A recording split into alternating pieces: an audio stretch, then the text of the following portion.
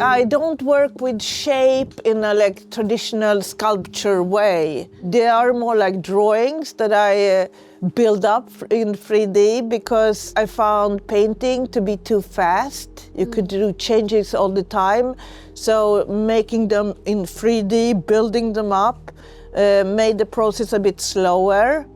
And then you had to stop and think, where am I going with this?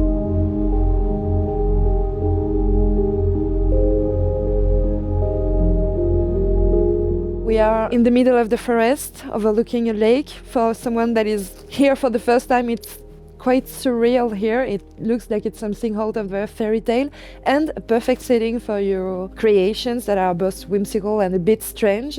Does the surrounding nature where you work and live influence your creations? Yeah, I think it does, because that's what I see every day when I walk around with my dogs, and when seasons change, that affects me a lot. You know, you see everything grow and then fade, like the way of life. But I'm more influenced by psychology between people and communication and news and actions between humans, I think.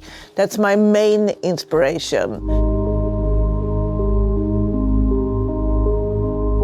I feel that one can sense in your work the full power of a child imagination, both the fantasy but also the deep anxiety that the child can sometimes feel.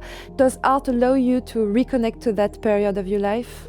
Not really, but a very long-going, strong theme was how you develop as a woman. When you are a child, you are omnipotent, you can do anything because you are everything. And then you are put into a form of woman. It's a restricted form, I would say. And you have to adapt to rules, what you're supposed to like and how you are supposed to behave. I found that as very limiting. So later I realized you could do whatever you want again.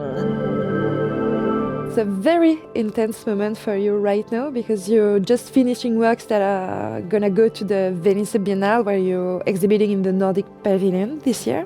Can you tell us a little bit more about the work you're working on for the Venice Biennale?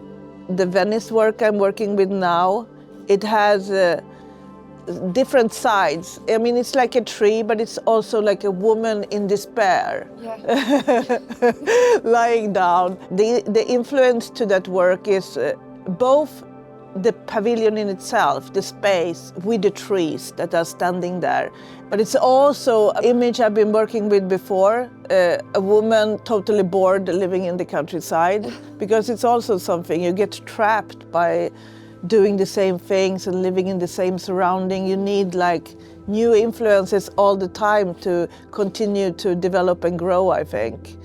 And living in the countryside for a long time as me can also make you a bit stuck.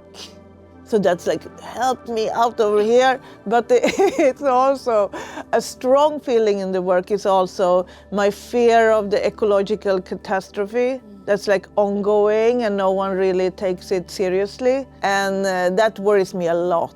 So it's also about nature, what are we doing with it?